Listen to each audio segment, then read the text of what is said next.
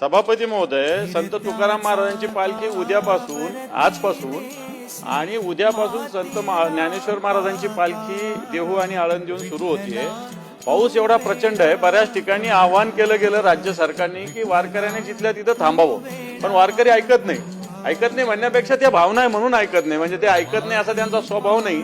माझा मुद्दाच असा आहे की एवढ्या पावसाच्या स्थितीवर सरकारने तिथे करायच्या व्यवस्था, हा माझा मुद्दा आहे। म्हणून याला लागूनच मुद्दा आहे, कारण एवढा मोठा उत्सवच आहे आपल्या महाराष्ट्राचा वारकऱ्यांचा।